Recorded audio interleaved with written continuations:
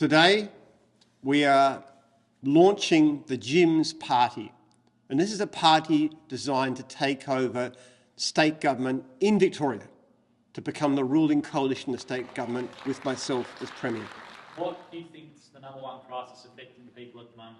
Number one crisis in Victoria right now is housing. We have massive immigration. We're getting hundreds of thousands of new people coming to the country every year, and we're not building nearly enough houses. What policies will you enact to solve the crisis in a single term? The first thing is we have to reform the zoning process. We have too much in Victoria of NIMBYs, not in my backyard. And we actually have bananas build absolutely nothing anywhere near anyone. That attitude is we're not going to build, we're not going to allow anything. We have got to relax the zoning laws, we've got to reform them to allow people to live in properly dense environments, particularly in areas like the inner suburbs and near railway stations.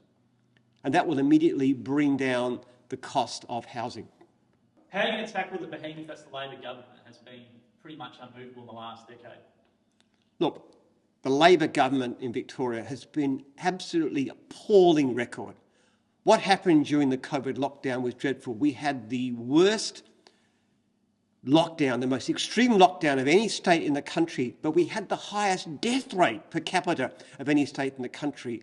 We spent huge amounts on bureaucrats, high-paid bureaucrats, and we starved frontline workers, such as health workers and teachers. With all the money, with all the money collected, how are you going to spend the relief bill? Okay, the first thing we need to do is to get rid of stamp duty on new houses. That puts a necessary burden on people who are buying a house, makes it hard to come up with the money. And the other thing too is discourages people from moving. So if you have the opportunity to move to a place with your family where you can have a better job, it would make it a lot cheaper to sell your house and to buy another one close to home. Now, apart from that, really good use for the money is we need to pay more to our frontline workers. People like teachers and nurses, in my view, are grossly underpaid. We need to make these professions which are really attractive to more and more people.